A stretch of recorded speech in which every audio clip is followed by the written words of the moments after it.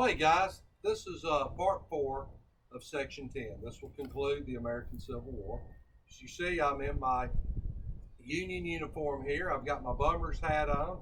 I've got the medal that veterans of the American Civil War would have had. I've got my ammunition pack. I've got my knapsack. And we're going to start with a conclusion. You know, guys, we talked a lot about Lee and Grant. We talked a lot about how both generals were somewhat different. The thing I want to point out is a couple of things, guys. We didn't talk about a lot of the other famous generals that come out of this. Stonewall Jackson is the most deadly of all the generals. You'll see that on the test question.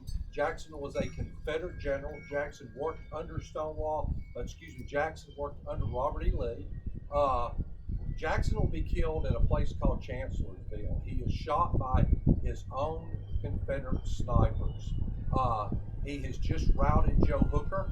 And that's why I was telling Joe Hooker should be named Running Joe Hooker, because Stonewall Jackson had him running, getting out of there. He is scouting the terrain, and a Confederate sniper will mistake him as for a Union officer and shoot him.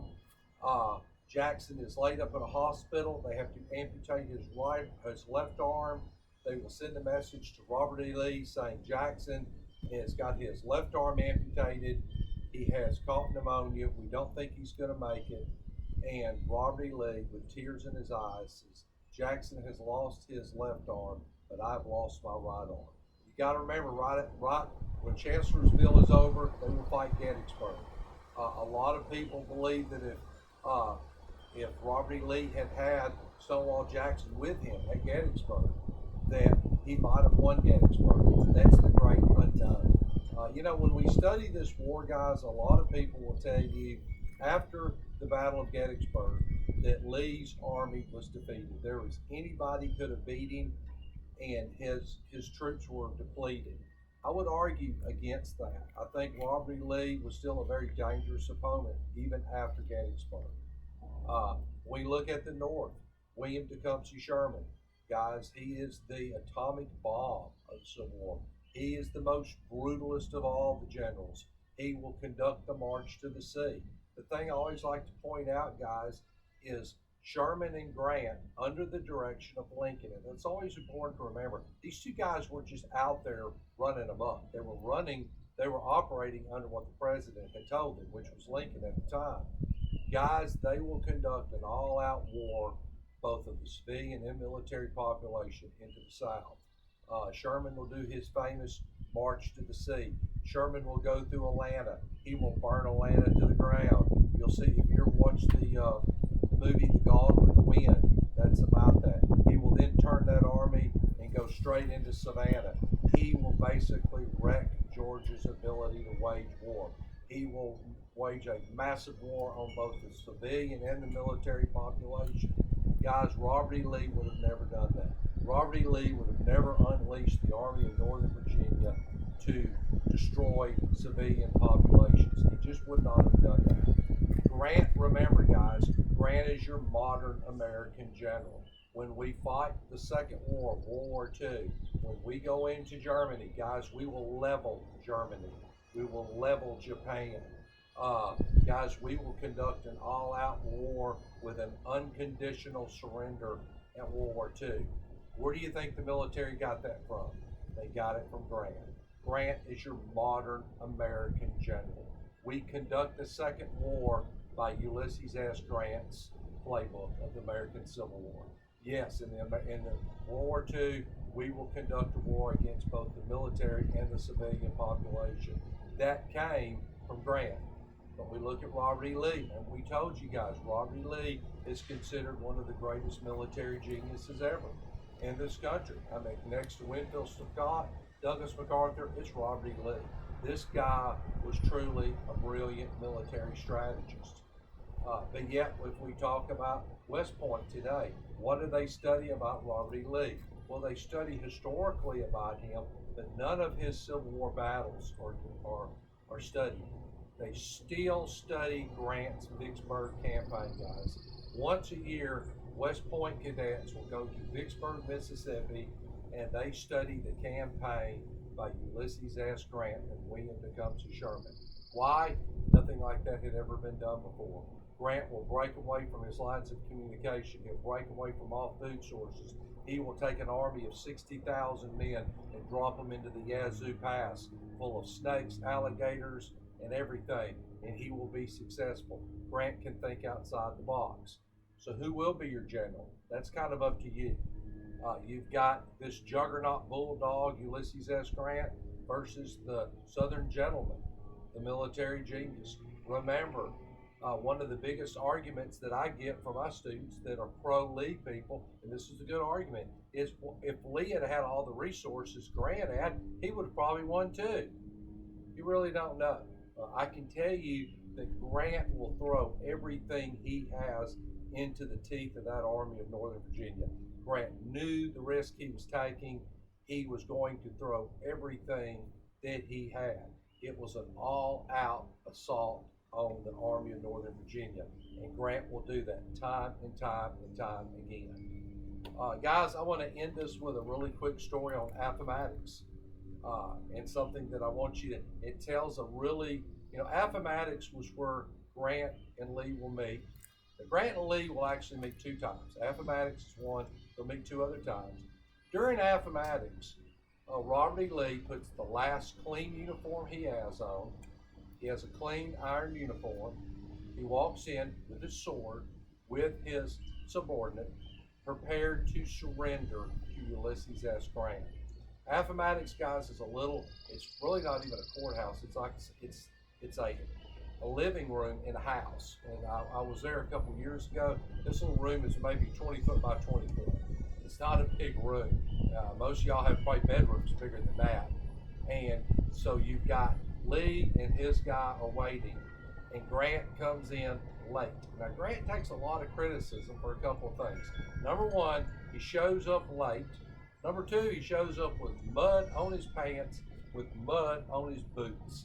Guys, this is the big deal. This is the surrender of the American Civil War. Grant is over the Army of the Union, and he's going to show up muddy and dirty. For Grant's defense, guys, Grant had been traveling all night long. He had not had an opportunity to change. He had been fighting a migraine headache. So anyway, Grant goes in there and he meets with Robert E. Lee. Now here's the thing I've been trying to build up to you guys. How did Grant defeat Lee? How did that war, and I've always thought, this is a Mr. Arthur thing, that there's one conversation that is going to occur at Appomattox. Very important conversation. When Grant comes in, he begins to have small talk with Robert E. Lee. And that small talk is just to say, hey, I remember you from the Army. And, Lee really doesn't want to hear all that. Lee is just there to do this official thing and leave. During their conversation, Grant says, General, I remember you from the old Army. And he's talking about the Mexican-American War. Remember, they both worked under Winfield Scott. And Grant says, I remember you there. And Lee looks at him in a very stark, cold manner.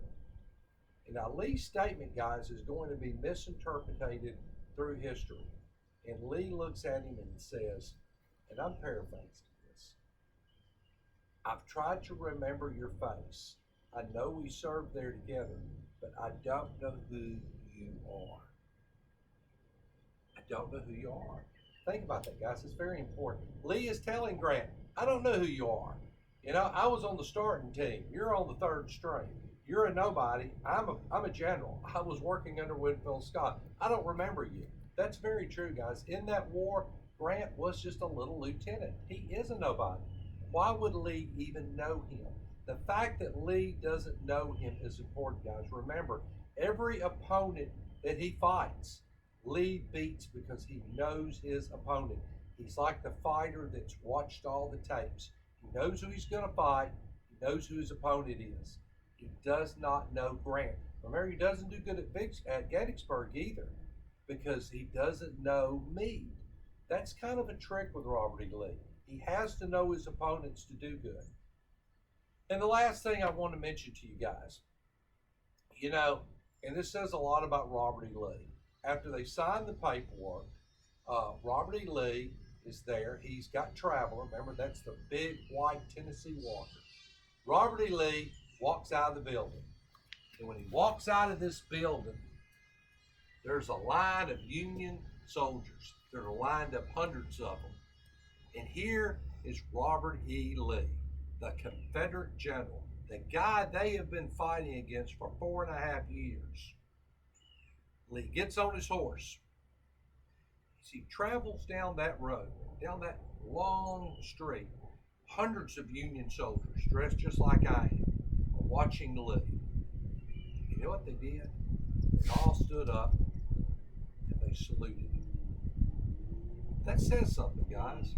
You know, I don't think that any of the United States soldiers ever saluted any Germans or Japanese. I don't think we've ever saluted any Vietnamese, any Koreans. I don't think we've ever saluted any of the Taliban. Those men respected Robert E. Lee. Now, whoever your general is, it's up to you. You have two good choices. You have the juggernaut bulldog, Ulysses S. Grant, that goes forward at all costs, the modern American general, versus the guy that's the defensive genius, that he is fighting with almost nothing. His armies are almost out of all supplies, but yet he can take on over and over. The last thing I want to mention to you guys, this is a really interesting fact, that 1 out of every 3 Union soldiers killed in that war were killed by Robert E. Lee's Army of Northern Virginia. You gotta remember, guys, Robert E. Lee only has one army. There is an entire Confederate army out there. Robert E. Lee only has one section. So 1 out of 3 of all the Union, they were killed by Robert E. Lee's guys. So that Army of Northern Virginia is extremely dangerous, guys. It's dangerous, and Robert E. Lee will turn it into a weapon. So it's your choice who you want. We will come back, and when we come back, we will have a follow-up. We'll see you guys then.